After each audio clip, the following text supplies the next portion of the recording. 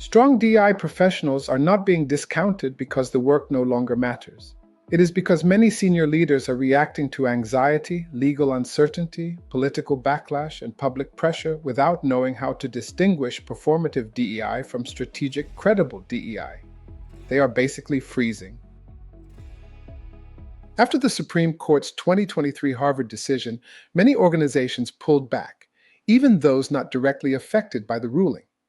As political pressure and activist scrutiny intensified, DEI roles declined, turnover rose, and some major companies reduced or eliminated DEI teams.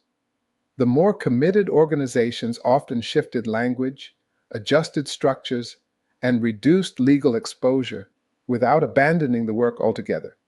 The retreat from DEI exposed a difficult truth. In many organizations, the commitment was performative rather than deeply embedded. Then in March 2026, Fortune 500 companies received a letter from EEOC demanding accountability for anything related to DEI. That was all but the death knell for associating programs with DEI. Yet the need for the work did not disappear. Equal employment obligations remain.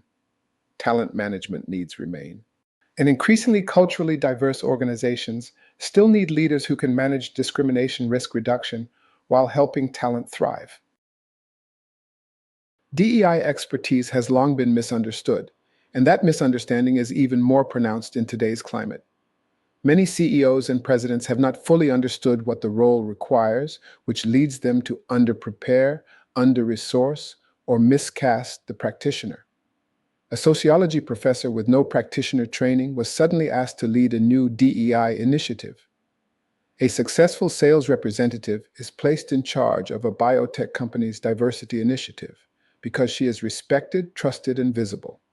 Leaders and practitioners alike defaulted to familiar activities like diversity training, employee resource groups, and recruiting efforts instead of building strategically governed, operationally credible initiatives that can withstand scrutiny.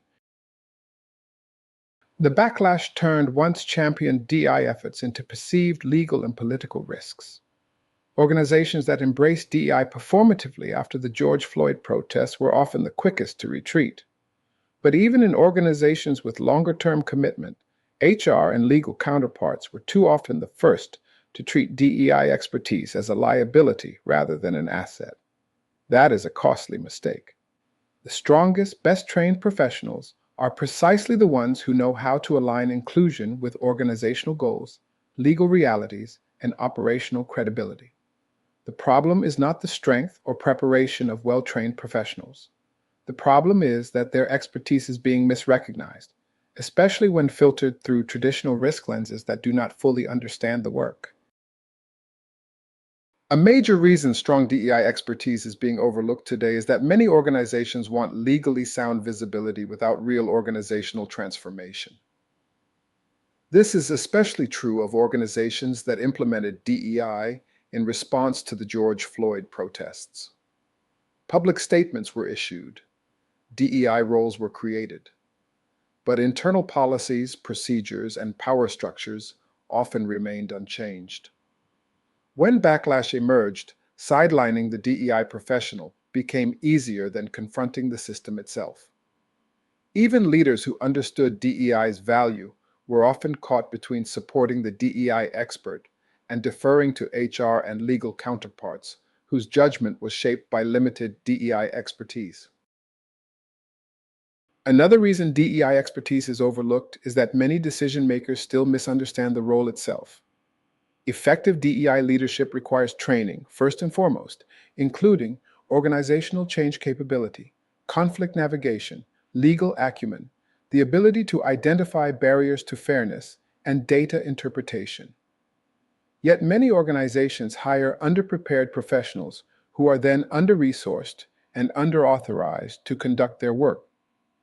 The result is a mismatch between expectations and what serious DEI leadership actually requires. Too many organizations treated DEI as a collection of best practices instead of a culture change strategy. Training, employee groups, and recruiting efforts can help, but without systemic change, they rarely produce durable results. When those limited efforts fail, the blame falls on DEI professionals, including the strongest ones, rather than on the organization's lack of strategic follow-through. But the need for this work has not gone away. The Reimagining Fairness book makes clear that inclusive workplaces still support recruitment, retention, innovation, and trust. Younger workers still care. Stakeholders still care. Customers still care about social responsibility and fair treatment. The organizations that understand this are not abandoning the work. They are adjusting how they do it, and they are placing serious DEI expertise where it belongs, in the lead. The strongest DEI professionals do not simply advocate. They diagnose, they align, they reduce risk. They help organizations move from symbolism to structure, from backlash to credibility, and from confusion to governance. That is exactly why they should not be overlooked now. They are needed more than ever. But to remain relevant, they also need resources, authority, and training from experts to equip them for the complexity of this moment and beyond.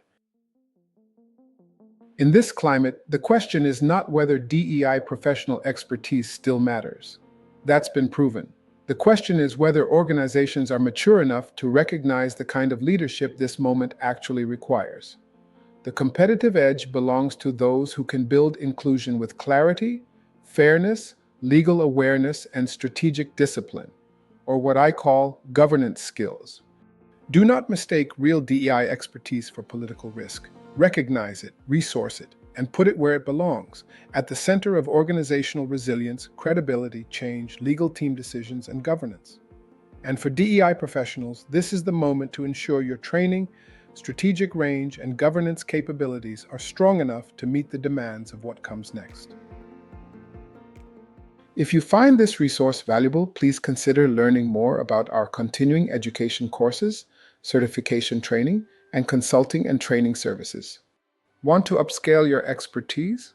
The Diversity Executive Leadership Academy is an accredited continuing education institution that has trained and certified thousands of professionals in diversity and inclusion work since 1998.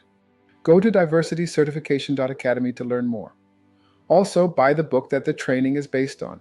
You will get a complimentary online course for no extra charge. Just find me on LinkedIn and message me.